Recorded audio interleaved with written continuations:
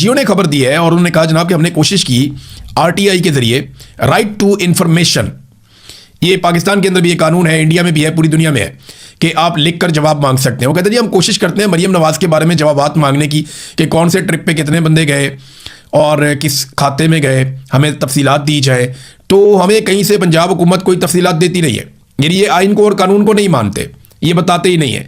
मरियम नवाज को 100 खून माफ़ है, बिलावल को और आसिफा को 100 खून माफ़ है, नवाज शरीफ यास्मीन राशिद की सीट पर चौड़े होकर बैठे हुए हैं, शहबाज शरीफ और उसके बच्चों को सब माफ़ है, फजलुर रहमान और उनकी फैमिली को सब माफ़ है, जमात इस्लामी की सत्ते खैरा है। और एमक्यूएम हमेशा हर डिक्टेटर के साथ मिल जाती है। जब भी कभी डिक्टेटरशिप का दौर आता है तो एमक्यूएम हमेशा तरक्की करती है, आगे बढ़ती है।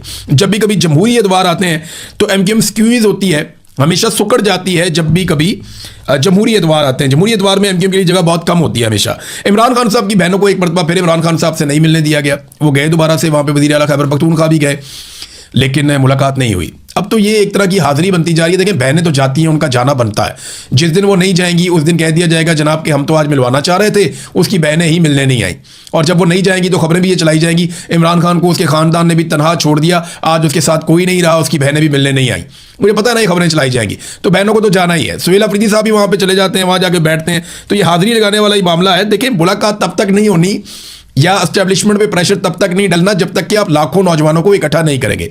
सुहेल अफरीदी साहब के बारे में हर वीलॉग में मैं एक बात कहता हूं, मेरा कोई उनसे कोई झगड़ा नहीं है, लेकिन देखिए उनके पास एक मौका था, उनके पास एक शानदार मौका था, एक लोगों के अंदर एनर्जी आई थी, लोगों ने तवक्को बांध ली थी उनसे। वो लाखों नौजवानों को इकट्ठा करके सबके मुंह बंद कर सकते थे और वो एस्टेब्लिशमेंट को उस जगह पे ला सकते थे जहां पे एस्टेब्लिशमेंट उनके साथ खुद बैठकर बात करने पर और उनको इंसाफ देने पर राजी हो जाती कि ठीक है जी हम बीच में से निकलते हैं। ये वो कर सकते थे, लेकिन वो इस रास्ते पे चले नहीं, बदकिस्मती से। और उन्होंने एक कदम भी नहीं बढ़ाया जो इमरान खान साहब ने स्ट्रीट मूवमेंट का कहा था, उस तरफ वो नहीं बढ़े। बहरहाल सुहेल अफरीदी ने एक स्टेटमेंट दिया बजट के हवाले से, उन्होंने धरने की धमकी दे दी कि जनाब हम धरना देंगे।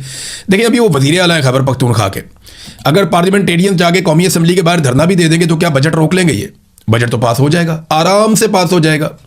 पीपल्स पार्टी और PMLN ने बजट पास करना है, उन्होंने ताखीर क्यों की है? अभी बजट की डेट आगे लेकर चले गए। ताखीर इसलिए की है कि सारे के सारे फंसे हुए हैं गिलगित बल्तिस्तान के इलेक्शन में।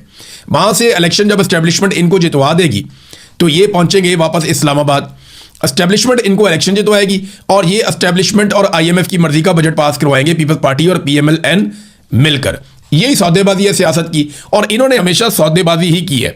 बजट के ताखीर होने की एक वजह और भी बताई जा रही है, वो ये है कि हुकूमत कुछ और कानून साजी भी करना चाहती है, जिसके बाद IMF के साथ मिलकर ये हुकूमत अवाम का खून ज़्यादा बेहतर अंदाज में और ज़्यादा आसानी से नचोड़ सकेगी।